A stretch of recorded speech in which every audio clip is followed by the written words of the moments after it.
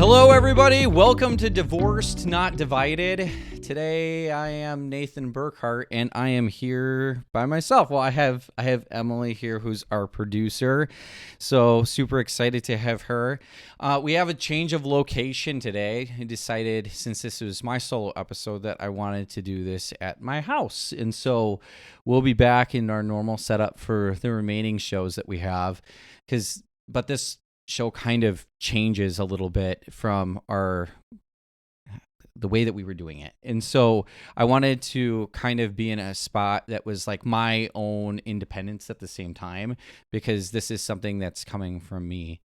So the way that today's going to work, I'm going to take time to kind of go over some stuff about my life and stories about my life as a kid and some of the things that I've went through. And then I've got this thing that I believe in called masking. And so masking is something that we naturally do in real life where we don't want people to see what emotions we have. And I've got some photos. I'm going to do the best I can to describe these photos to you if you're in the listening world, so you can see them as vividly as possible. But I want to take time for you to understand. They look like happy photos, but they're really not. They're just masking sad emotions. And so I want to take time to kind of go through all of that, and objectively at the end of this, I really hope that you get a chance to learn a little bit more about me. Talking for 45 minutes is not going to be a problem for me. Everyone in my family talks a lot. If you know any of the Burkharts, you know that is true. And so it should be fun, but at the same time, it's going to be really real. And I'm going to try to be as transparent as possible. It feels very interesting to be kind of sitting here and just talking as me. And so I really want to, do the best I can to just tell you who I am as a human being and why I kind of think the way I do, and why divorce is hard, and why going through painful things can be hard. But I really want everyone to know that you can recover from some of the worst things that ever happened to you in your life, and that there's always people that can relate to you and be there for you if you need them. So, okay, here, we're going to dive in a little bit. So, tell me about baby Nate. Okay, so a little bit about baby Nate. So this is the thing that you got to know about me. So I was an identical twin growing up. So I've got a twin brother. He's 12 minutes older than me. So I'm technically the second born in my family. And then I have a younger brother who is 2 years younger than me. The day that Alex and I, who's my twin brother, was born was a very, it was a big story in itself. We were born in the same hospital on the same day that my uncle, my mom's brother, died. And so we came into the world in a very interesting way. There was obviously a lot of sadness around that day. He had a type of cancer that has really, really tough, and he died at a young age. And so, but we came in, and we very much, my entire life, I always felt that we were kind of the joy on a really sad day. Yeah. And I loved thinking that I was joy on a really sad day at the same time. I loved it that we could provide that gift to the family of bringing life into the world, just as something was also coming to an end. But that is something that you got to know about my twin brother and myself. So as I grew up, I very much I considered myself the middle child, even though my parents didn't ever tell us who was born first, but I always just kind of knew that I was the second born. I was always more than happy to take a back seat and kind of let other people lead me to a degree. And I was always a hybrid of my two brothers. I've got one brother who's extremely artistic and big into theater, and I've got another one that is more into sports and things like that. And I'm kind of smack dab in the middle of the two. I love sports, and I love theater, and I love art, and I appreciate art. And so I could relate to both of my brothers in very, very different ways. But when I was growing up, I never wanted to be an actor when I was necessary growing up, I kind of always wanted to do it, but I actually wanted to be a baseball player. I really wanted to be. What position? I mean, ideally I would have played a catcher. Oh, I okay. loved playing catcher, and that's what I played when I played baseball. But what ended up happening was I saw a slider for the first time, and then I decided that I didn't have the talent to hit that, and then B. I didn't have the willpower to actually learn how to hit it, so I thought I should be done with baseball. That or I wanted to be a basketball player. I was a big fan of Hakeem Olajuwon growing up. Michael Jordan was too easy to like because everybody loved Michael Jordan, so I was big into the Houston Rockets and Hakeem Olajuwon growing up. But I was never really good at any of these sports, and so that was something that I had to take in when I was younger. And one of the things that they did with youth baseball back in the day. They had the Little League and then they had International League. Mm-hmm. And so if you were in Little League, that was like what you wanted to be in growing up. And then International League was like the step down. And back when they don't really do this anymore. 10-year-olds through 12-year-olds were in Little League and in International League. It wasn't a thing where this is 10 and 11-year-old league and this is 12 and 13-year-old league. It didn't work like that. And so my first year of playing baseball, I was in International League. And then my second year, I was in International League. And then by the time we got to our third year, Tyler, who's my younger brother, was 10 and I was 12. And I had to deal with this thing where we both went and it tried to be in Little League. And he actually was picked up for a Little League team while I got put into International League. Oh. And so what ended up happening, and this is the way that night kind of went, at least in my memory. Everyone knows that the Little Leaguers would get called first because what would happen is they'd have the Little League draft before they do the International League draft. They did this because anyone who didn't make Little League would automatically be in the International League. So if you got a call earlier in the night, that was because you were on a Little League team. And so Tyler got his call first, and he was drafted by Cleveland or something like that. And then as the night went on, we were just sitting there and sitting there and sitting there, and I found out I was in International League. And it was really tough for me to know that because all my friends that I played baseball with and stuff in, the neighborhood, they were in Little League. And I was already used to kind of being one of the last picks on a lot of teams anyway, but to have my younger brother actually picked on a team over me and he was 2 years younger hurt. And yeah, he was always kind of better at that sort of thing. But like I wanted to be able to be the older brother in that aspect. And that's nothing on him. He was great. Yeah. He was really, really good. But it's kind of a slight to your ego. Yeah. And it sucked. And, Yeah. One of the things and there's other things that kind of happened like throughout life, but one of the things that I sat down and was like, okay, I guess if I'm going to be an International League, I'm going to be the effing MVP, Yeah. And so that's like what went through my head. It's like, fine, I'm going to be the best player down there because I shouldn't be down there. And I was really Make him good. regret it. Yeah. And I played every inning. I was a catcher or I was a pitcher, and that was something that I never would have been able to do in Little League. Right. But it still hurt because I would have friends that would sit there and be like, oh yeah, well, you're worse than Tyler and he's 2 years younger than you. And so you're down there. And it created this feeling of just not being wanted. But it ultimately at the same time had this fire of wanting to always prove myself. Yeah. Right. And so, which can be good, but Yeah. it can be tricky to navigate at the same time. Right. And so, and then we look at the other part of my life, right? And so that was the sports side. Then you look at the more of the arts and the theater part, which was the part I was actually really talented at. However, Alex was always kind of a cut above me growing up in some capacities. This is the way I internalized it. Because at that time, I really never took time to actually recognize what I was good at. I just I fell into this victim mindset of poor woe is me. But you'd fall into these things like we'd audition for 6th grade show choir, and Alex ended up making the list as a 6th grader, and then I'm not on it. Right. And so what ends up happening is you're in this constant comparison being an identical twin growing up. It's like, well, clearly Alex is better than me. And at singing, he was, right? Which show choir was a choir. So that ended up being what it was. again, it would ignite that spark to always prove that I was better, and I worked really hard, and I'd make sure that that never happened again. But that was a lot of what I was dealing with when I was growing up. And what ended up happening was I was essentially, I mean, I lost the race to puberty. That's essentially a lot of what happened. Yeah. You know, Alex, who's my twin brother, went through puberty before me. He was 1.3 inches taller than me. I'm taller than him now. And if he's listening, he knows I'm taller than him now. But like, the thing is though, right? It's like,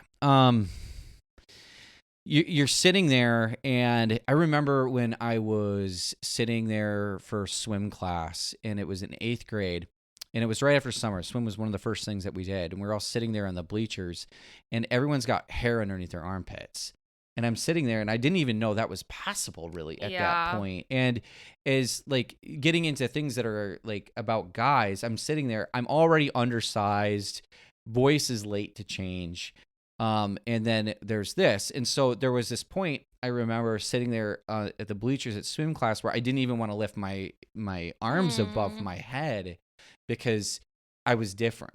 Right. Yeah. And it was like in a weird way. I mean, armpit hair is gross, y'all. I mean, but it is something that's inherently what people would consider more masculine or something that you go through when you're a male through puberty. You start getting hair. I mean, look, I got a beard now. I've got no problem growing hair, right? And so, but that was something that I went through, right?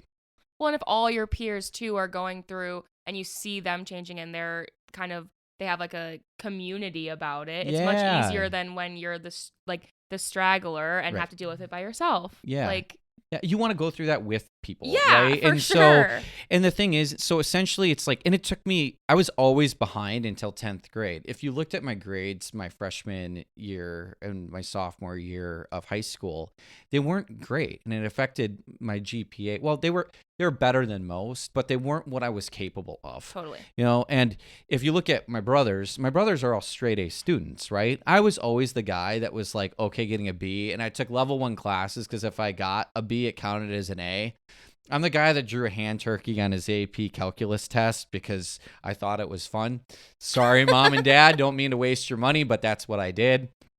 But essentially here, when you look at what it was like I just didn't care enough about it. But at that age, when you're transitioning into high school and you're essentially 14, 15 years old, you're undersized by multiple inches. Like, you are attracted to women, but you feel like you can't ask them out because they're starting to be attracted to guys that are going through that faster because it's just, what was happening, nature, right? Yeah. And so it was a major blast to my ego. And in gym class, it was always like the last one picked. I always like to think, though, that I made up for that. But the thing that ultimately happened is I had some really great music teachers and a really great couple mentors in high school that really did see that I loved music and that I was good at that. And that wasn't something that they cared about. They found ways to make me feel unique and like an individual and made me feel like I could fit in. Like we did Once Upon a Mattress our freshman year, and I was cast as the jester because I was funny. Yeah. And I was charming and I was just me and I could be undersized and be the jester, right? And so that's where I really fell in love with art and what I was doing.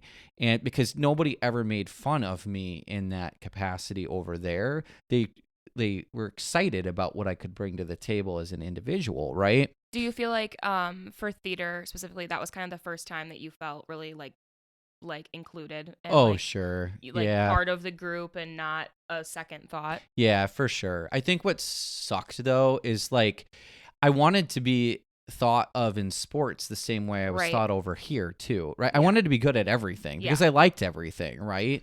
And so it was just really, really hard. And then keep in mind as we continue to grow here, like, in hindsight, you think that you're over some of this, but there's stuff that comes up that these turn into triggering things, right? When you're talking about healing your inner child, which is something that I talked about in therapy, I distinctly remember this moment where like I didn't have very many friends anymore because my friend group just changed. And we used to play baseball in the lot across the street, and one day it just wasn't there anymore. And I wasn't mentally prepared to lose all of that yet. Those were my friends, right? Yeah. And for me, it's like Alex is probably one of my best friends. My Alex and Tyler are my best friends. My brothers are my best friends.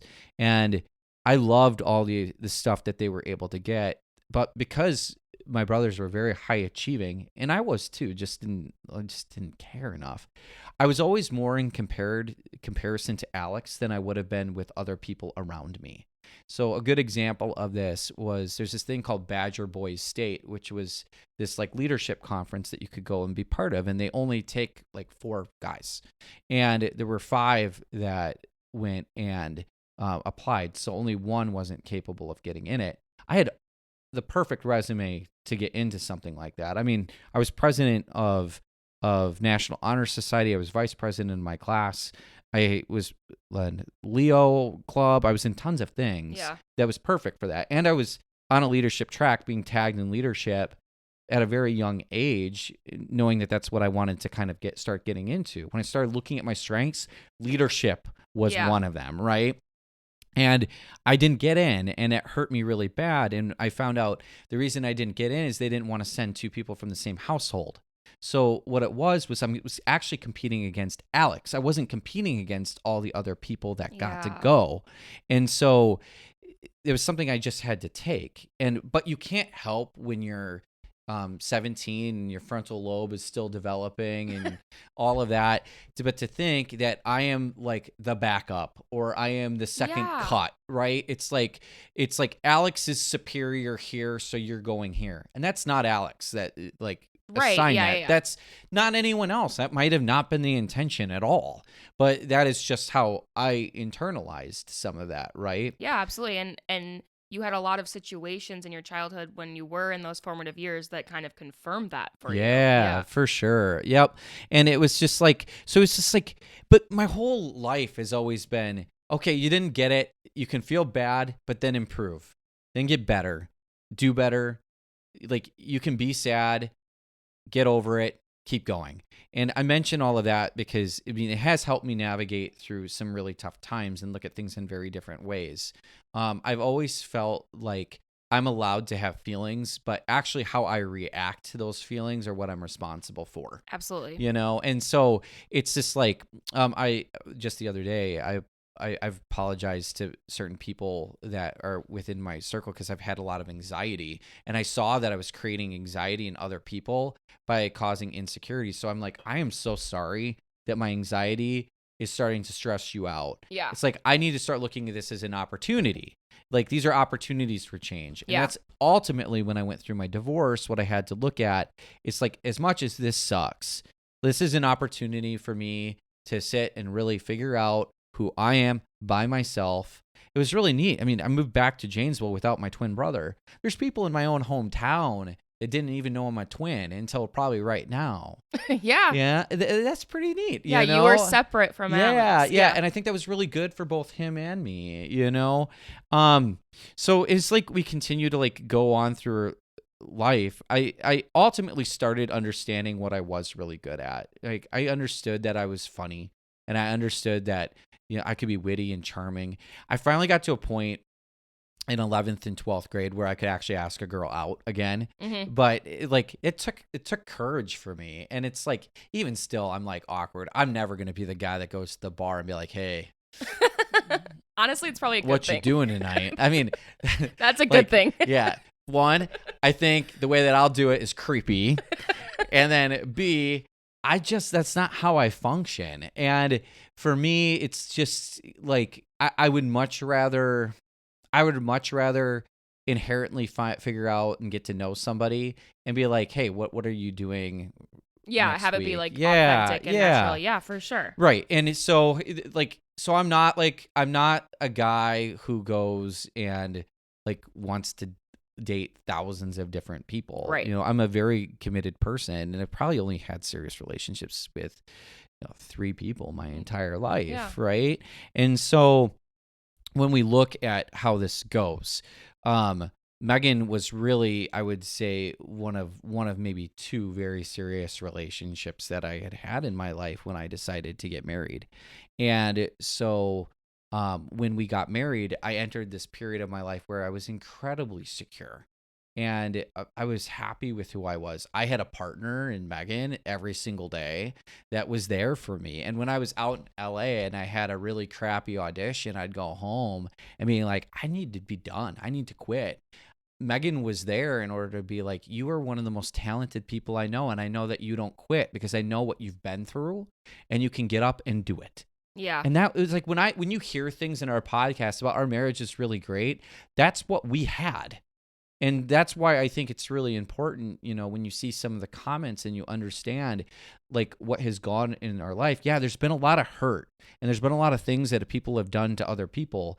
But at the same time, like Megan and I are both good people, 100%. right? And we like, sure, you might say that Nathan was dealt a really crappy like set of cards, but you haven't even seen the flop yet. Right. Yeah. So it's like how if we're playing Texas Hold'em and I'm dealt two twos opposed to two aces and we don't even know what the next three cards are, and over the next three cards there's two more twos, I have a better hand than the pocket aces. For sure. And so for me to be able to say I've got a bad hand isn't true, because in the moment I thought it was. In the moment I'm like, crap, I got like, yeah, sure, I got a pair. But like, this is like the worst pair I could possibly have. I didn't even see that going. I was like, I saw my marriage that had fallen apart and I was very angry and would say very, very mean things. I was very angry. I was like, Megan is completely dysfunctional. She's abusive and stuff like that. But when you take a step back, when you take 3 steps back because you want to take a step forward so you can see the entire map, you start understanding what your actual purpose is greater than what's going on right now. For right? sure, yeah. And so the way I saw all of that was, in hindsight, was I was meant to have my children with Megan. Absolutely. Yeah. That's it. There's no and or buts about it. Non-negotiable there. And yeah, right? And so that's whoever I'm with next is whoever I'm meant to spend the rest of my life with. And I really look forward to meeting that person one day. There's times I sit down and I think about that there might be somebody that's going through a lot of hurt right now that doesn't even know I exist yet. But one day our paths might cross and we get to be there for each other in such a really great way. It might be somebody I already know, And so when we look at what makes up somebody's life, it is so much more than this fragment of 2 years. But because it's so heavy and condensed and yucky, it's really easy to just feel like you're really weighted down the whole time. And the reason I picked these stories to talk about today, before we started though, was it was very much for me a triggering moment for Megan to say that she didn't think that we should be married anymore. And she was right. But for me, it took me back to those days where I was the last pick on the baseball team. And it took me back to those days where I wasn't good enough to make 6th grade show choir. And it took me back to those days where somebody else would get picked over me. Yeah. I couldn't help but think in my head who Megan was going to be with next. Because yeah, absolutely. And I would judge that, right? I'd be like, whoever she's with next or whoever she's with now, what makes them better than me? What makes them better than me? And it's like, this is just like, it's a really almost narcissistic way of thinking that we do to protect ourselves and our ego, I think. And this is just the way I've internalized it. And it took me a long time to sit there and be like, this isn't about you at all. It's about you and the fact that you're getting hurt and you're going to have to find ways to recover from this and you're going to have to figure out what to do. And that's ultimately what I did. But I had to be responsible for doing that. So we can get into this big discussion about what strength is, what is meekness, what is softness. And to me, I don't like those words. I think something can be soft, but strong. I think something can be meek, but strong. And I want to know where in the world we have taught young men and young women that showing emotional availability is a weakness. Because being able to have empathy and love and forgiveness for someone, being somebody that like believes in Jesus, like that's like strength. That's like total like what you're fighting to do.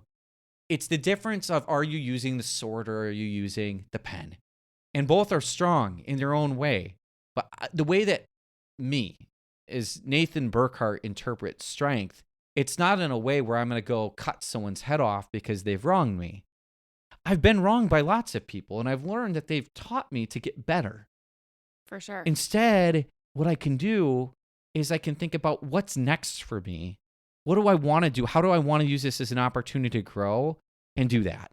And I need to remind myself of this all the time, because I might sound like I'm so convinced of this right now, but then I guarantee you there'll be one day this week that I'm sad. And I'm going to have to remind myself of this. There'll be one day this week that I don't think I'm good at my job. Yeah. There'll be one day this week that I don't think I'm good looking enough. There will be one day this week that I will think I'm a terrible dad. But what I end up having to do is understand that this is an in the moment thought that I have to get through, just like I got through some of these other things, even though they're very real to me. They might not be real to other people when you look at everything, right? And that's what I ended up understanding when I got through this. All this stuff was super triggering, for sure. And there was a lot that happened there, for sure. But there's no reason we couldn't get through all of that and then decide to build something different that was stronger and better for both of us. For sure, yeah. So that's my big monologue, no, I think. I loved it. I think also, I think I just want to say too, for me, just like from the outsider perspective looking in, I think one of the best measures of strength of both of you, but specifically you because we're just talking about you today. Yeah, sure. Is the fact that now you're able to talk about what you went through so eloquently and also be able to be like, you know, I don't want to say a role model because, I mean, you have said time and time again, divorce sucks. We don't want you to get divorced. Yeah. No. This isn't to convince you to get married or get divorced.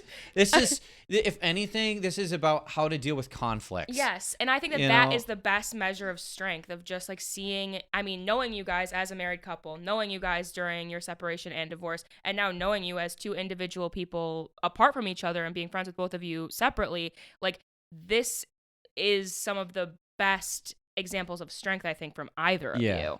Yeah.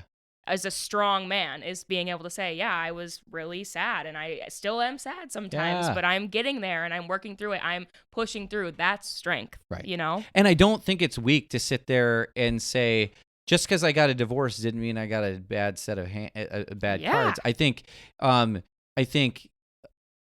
like, I want to use this as an example. It's like, you should always acknowledge that your emotions exist. But again, like I said, you're always responsible for how you respond. Actually, a weak person might do something that appears strong because that's how they have learned what strength is. Right. For example, we get in a fight right now and I basically tell you that you need to leave right now because you just don't know what you're talking about and you're dumb and you're stupid. To me, that might feel really strong because I stood my ground. I made sure my boundaries are in place. Yeah, you kick her out for stepping over your boundaries. So some people might see that as strong. That's not how I perceive strength. How I perceive strength is me by asking questions. And it's like, so why did you, like, may I ask why you thought the way that you did? How do you feel about that? And this is something I've learned and worked hard on very much in the last couple months. It might appear soft or meek, but it's actually very strong to understand that I might be frustrated inside, but that does not give me the right to cap off on somebody. Right. If you get mad at somebody and you go and you murder them, you are guilty of murder. You know, you don't get to say, I'm sorry, I was really mad. Yeah, that's not a good you're defense. responsible for how you respond to how you feel. And that includes if you get triggered. It's understanding that people might trigger you and they weren't actually the one that did anything to you. It was something that happened in your life. It's also taking accountability when they tell you that they've been triggered. How do you help and work with that person to make sure you don't continue to trigger them? Right? Yeah. Yeah, it's mental resiliency, it's strength, it's mental strength. Like just because it's not, flexing your muscles and puffing your chest out, I think that we forget that sometimes the best strength is that mental resiliency. Yeah, right. Right. And I'm just the type. I'm lean guy. I don't have muscles in real life. So to me, like there's the archetypical masculinity here and the archetypical like femininity here, Yeah. right? I'm probably like closer to here. I Yeah. acknowledge that. I'm totally good with that. Like if anyone has problems with that, like we don't have to be friends. That's cool. And it's You like, would better say that feminine energy is not strong to my face. yeah.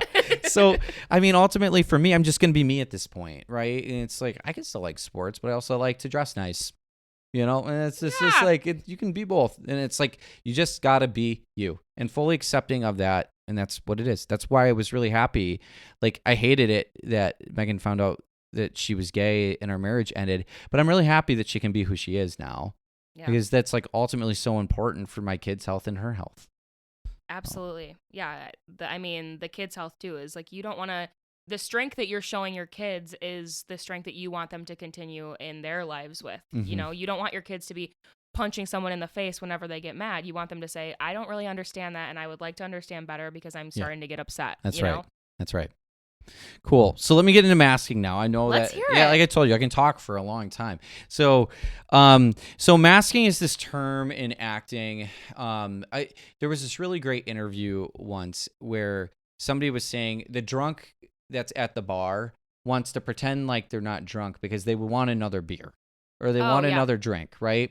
In acting, this is called masking because it's something that humans do very well. They know that if I come across as too drunk, they'll see that I'm overserved and not give me a drink.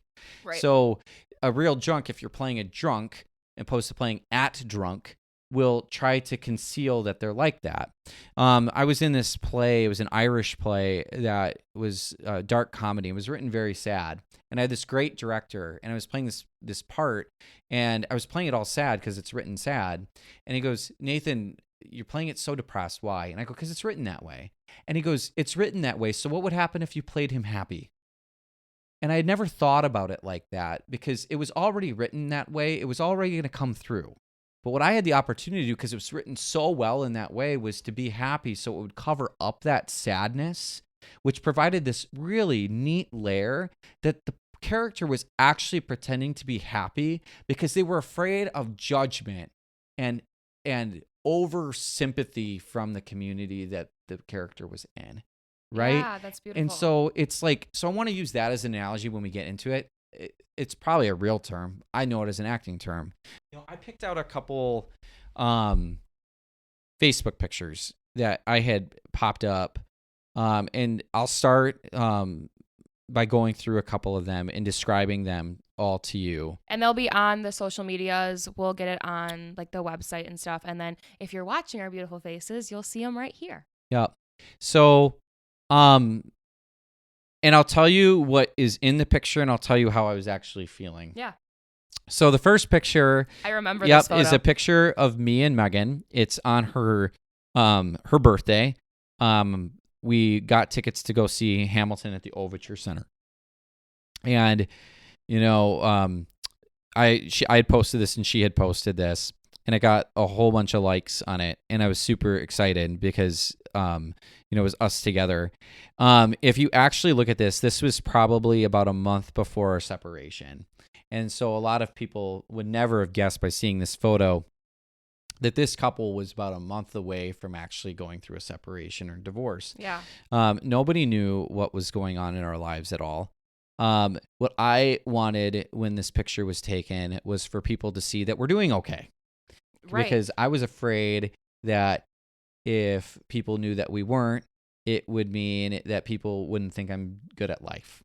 And I also wanted to put that out manipulatively because I wanted her to see how great we still are together.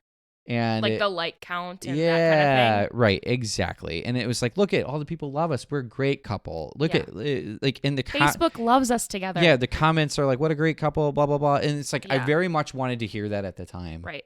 So when you see this, we're both like smiling and we look really great. What you don't see is she had a massive migraine that day. I was completely depressed. I was very sad. And I was angry because I felt like that we were wasting our money doing this together because I thought that we were on the skits anyway. So that's what the photo shows on Facebook. And that's what was actually going through my head We took that photo. Yeah. The next one is this meme that I started. I started putting up a lot of memes because it was getting a lot of likes, and I wanted people to do a lot of likes. I might be doing that with this podcast, but it's more of a promotional tool. But so it says, stop fearing what could go wrong and start welcoming what could go right. So this was posted the day after the photo of me and Megan at Hamilton. And so what I was trying to do was convince myself to stop being scared about what was coming, and hopefully convince Megan to stop thinking about what happens if she's gay and to start thinking about what happens if we continue to work on our marriage. Yeah. And so, and this got a couple, like 2 comments, 28 likes. So, I mean, for my standards, that wasn't impressive enough. So I was it sounds like one of those affirmations that you put on the bathroom, like you're just repeating it to yourself, like stop thinking about what's going to go wrong. Only think about what's going to go right. Yeah. Like over and over again. Yep. Yep. And it's like, okay, so this one I actually picked because I talked about it in our last ones. So this one actually depicts some of the growth that I was starting to understand. But this is, again, 2 days after the Hamilton photo. So this is on August 14th. So, but I still believe in this today. I just wanted to put it out there because I wanted a bunch of people to write things like, yep, this is totally it, and just get confirmation on that what I was believing was real. And what it is, it's like, it says my plan, and it's a stick figure that's on like a straight line plateau with a flag at the end. And this is God's plan. And instead of a straight line, it's got all these dips and ravines and mountains, and there's clouds raining at part of it. It says sometimes God doesn't do things the way we think he should, but God has the perfect plan for your life. Trust God. And actually, I believe in that very much. And it's like how I've recovered a lot from the divorce of what we've gone through is understanding that, my success is not linear. It's something that is going up and down and sideways and to the right. And that's where it's like, I know very much one day I'll meet somebody, or if I don't, I'll have my friends, right? There's tons of people that care about me. Like tons. I've got incredible friends, incredible family members. I've got you guys, I've got all you listeners, all of you out there, and so when we look at this, it's like totally true. And that's where I'm trying to just slow yourself down, just try to slow myself down and understand that this can be a long journey, and it's not all just straight and down the road, straight and narrow. Yeah. Okay. So the next one is on August 23rd. This is the day after our daughter's birthday. Yeah. And it's a picture of me at our pool at our old house. Loved that pool. Okay. So, I said, beard coming off on Monday after the show is done. Thank you. So scratchy, and is basically a robot back for my lunch crumbs. I've got a beard today, so I mean, it wasn't off for very long. But okay, so what's the mask? Let's talk. The mask is that's again, a big beard. It is a big beard. So I told you I could grow hair. That's little not a Nathan. problem anymore. Yeah, little Nathan. I'm telling you, one day you're gonna be able to grow a big fatty beard. That's what you got to tell him. And you're going to put it on Facebook. I'm going to go back in time and be like, don't worry about your armpits. You're going to be fine. You're going to have lots of hair on your face, everywhere, and you're going to lose it on your head eventually one day too. So, okay. So want to know what's going through my head here is I'm super happy and I wanted to put this out. But right now, I'm pretty much sure that the marriage is going to be done. And I want other girls to see I have a pool. That is, I'm dead serious. Yeah, I wouldn't admit to something that, like, I wanted a whole bunch of people I wanted somebody out there to be like, wow. Because, like, I was like, great, I'm going to be single probably in a couple months because it's falling apart. And what I want people to see is he has got a pool. He's got stuff. And, like, want to know what's so weird? Most of the women that I, like, really, really like, they don't give a crap about a pool. They don't give a crap about any of that. It's just like, because I actually like strong, independent women. And so it's just like, and if they do like me just for my pool, I need to go back to therapy. And so, but that's what I was thinking when I took that. I wanted everyone to see that I had that. I wanted everyone to see what I had. The next one was on September 4th. So at the park, sitting on a bench while my children play, taking time to breathe in the air and be thankful for life and be thankful for them. Their laughs and joy are inspiring. Be thankful for every day. God is good. So this is like the part of me where like this was a very meditative thing for me. There really wasn't a mask in this one. This is exactly how I was feeling. I wanted to put it on social media though, because I very much wanted people to see that I was going through something and I felt like I couldn't tell anybody. And again, I think that there's a lot of people that go through a lot of emotional trauma because they feel like that they don't have anyone to talk to. And it's crazy because some of them have got insanely great emotional support systems. My mom and dad, I feel like I can say anything to. Yeah. I feel like I can say anything to my brothers, but instead of calling them up and talking to them, I just wanted to go and throw it on social media. Can I ask you something? Did you ever, like, I know Meg like journaled, and have you ever done that before? Or was this No. kind of your output This of was like yes. your okay. Yeah, I don't think I never had the focus to sit down and actually write Yeah. in a journal. And like there was one activity that my therapist gave me where I would sit and write letters to the people I thought wronged me with no intention of actually sending them to the person. And there was this one time I had gone through another like breakup, and I wrote this really, really long letter that I wanted to like send as like a text. And I sat down and I read it to my therapist, and he goes, "I'm really glad you wrote that. Are you sure you want to send it?" And I go, "Yeah, I'm definitely sure I want to stand up for myself and my boundaries." It's just like, I really want you to take time and reflect if that's something you want to send, because it sounds like something that you would write when you're angry and not something that you would write when you're regulated. Because there's a lot of things in there that you need to like think about. And what I did is, and see, this is another thing about strength. Some people might think it's strength to just send that off and like do it, but it's actually a reactionary thing. Having control over how you respond with your emotions is actually strong. So what he challenged me to do was to go and meditate and think about that. And I decided not to send it because it was mean and it wasn't true at all in many aspects.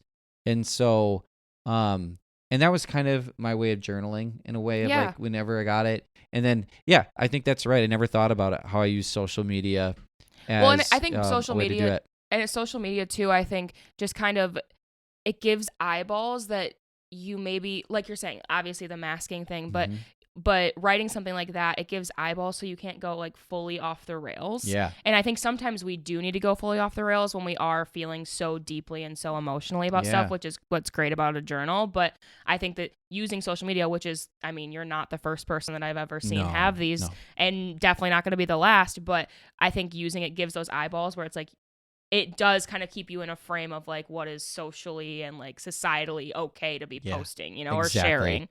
And I had some people say that they were concerned about my social media and stuff like that. And, you know, then I started thinking about what they thought opposed to what I wanted for myself, right? And you know, I do have a very public facing job, but the people that actually cared about me enough would reach out and ask me if I was doing okay, opposed to just assuming that I'm not. Yeah. Right. And so if you see somebody that seems like that they're not doing well, I challenge you to ask them questions opposed to tell them things. Yeah. A lot of times when you go up to somebody and you say something like, "Your social media is concerning me," that doesn't feel super supportive. If you came up and said, "Hey, how are you doing? I've seen your social media posts and it seems like you might be a little sad. Are you sad? Yeah. How are you feeling right now?" Like, how someone responds to that actually feels supportive. And so, no matter who you are, you could be the governor of the state, or you could be somebody who is delivering newspapers for a living. You're going to have times where you go through emotional turbulence. Totally. And like, so there's always times that you have to do that, and you have to give yourself grace at the same time. Yeah, in hindsight, I wish I wasn't so public and some of this stuff was manipulative, right? But today, I'm at a point where I've tried to heal enough where I'm trying to be transparent with you all about how I tried manipulating myself and other people. Yeah, now you're sharing it on a podcast. Yeah, me putting a picture of my pool up so I can get other women to think that I'm a catch is manipulating other women out there. And then nobody wants to be with that dude, honestly. Like, and if you do, maybe we should do therapy together. We can do like a group circle, And so it's just like, yeah, that's not the dude you should want in your life. A guy that tries to like peacock. Somebody said, "Oh, you're peacocking, aren't you?" And I was like, I never thought about it that way. I guess I am. Yeah. It's like I'm trying to demonstrate I got this cool job. I have a house. I can take care of myself. All of that. It's like, am I doing it for me or am I showboating? Yeah. And it's like, even though I seemed like really down to earth, I was showboating to a degree, right? And you are doing it for you, but you're doing it for the bad parts of your ego. Yeah. And here's the thing. It's like no woman would actually want to be with that hurt person anyway. That's like a total rebound. And that's like the worst relationship to kind of get in. It's like what I should have been doing and what I think I've done to this point. That's why I really want to start dating again and doing all this stuff again is like getting to the point where I can just be me and I'm healed enough where I feel like I can go in there and jump in there and do these things because I want to better myself opposed to convince somebody that I'm worth their time. Yeah.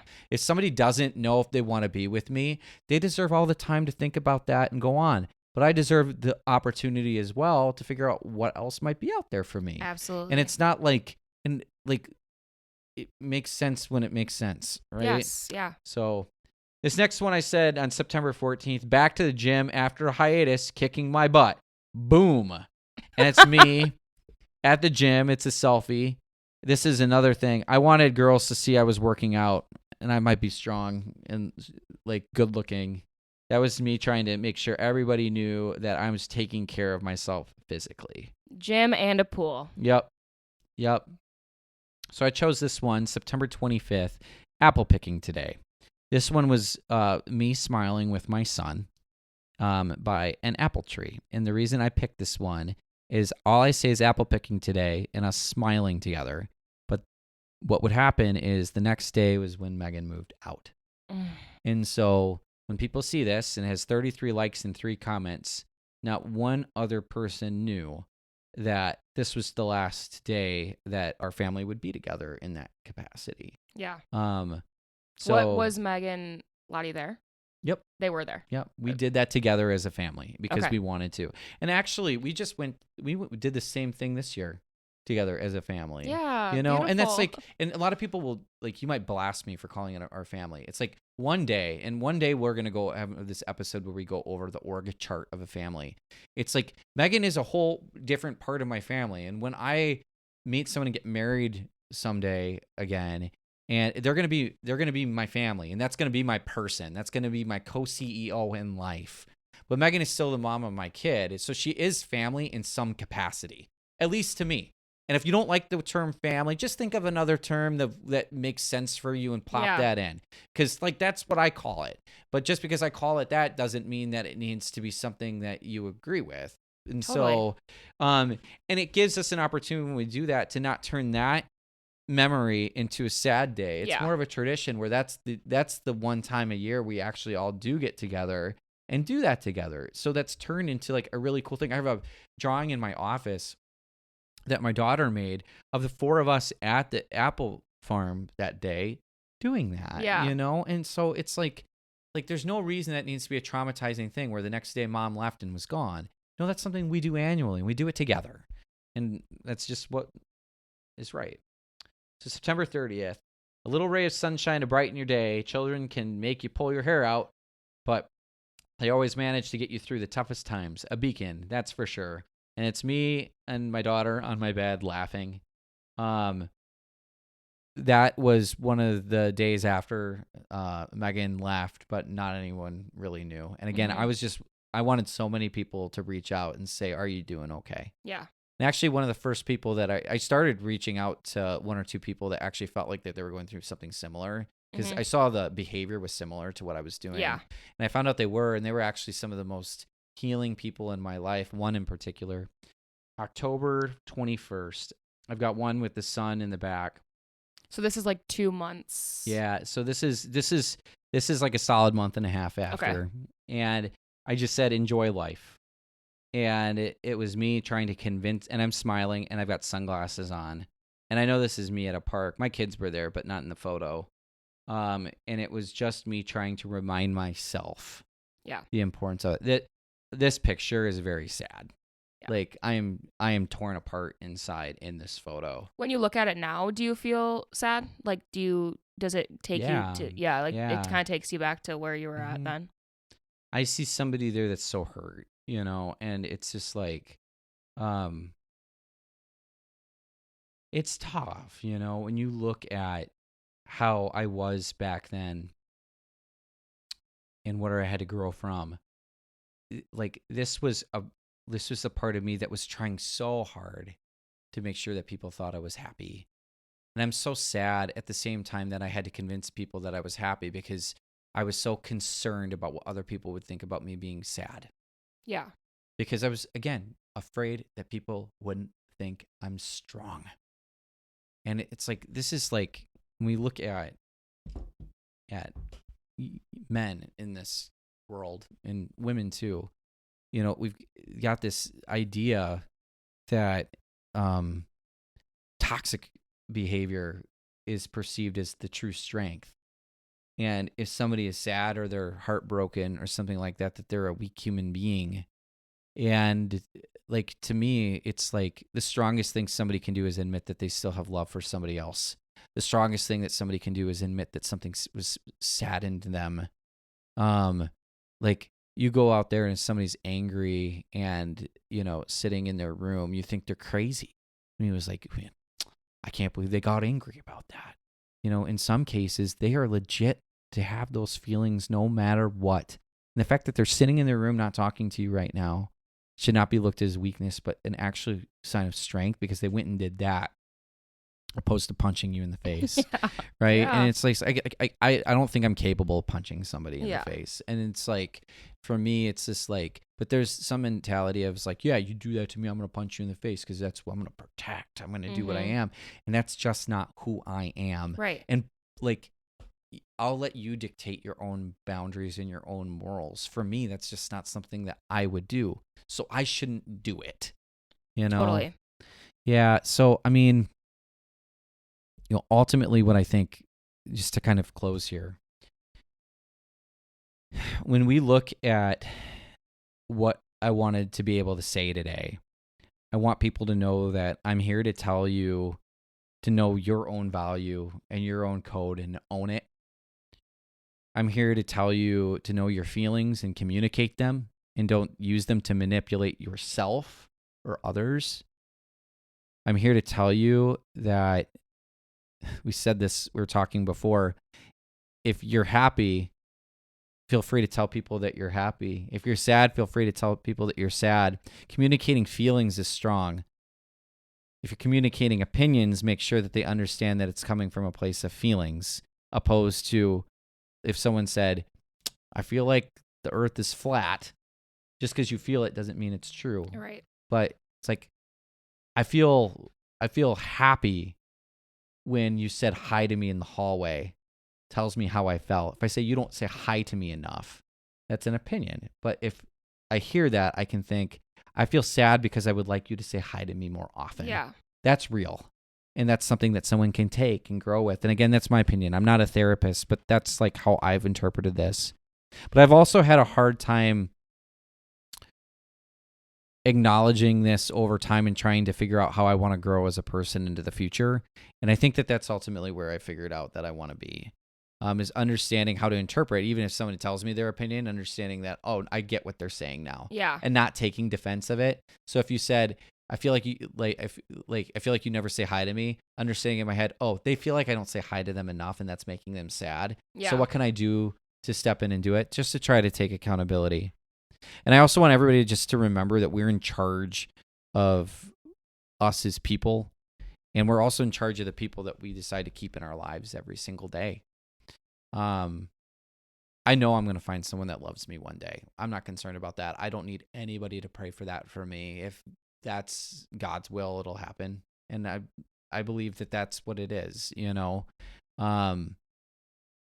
I've accepted what's happened to me.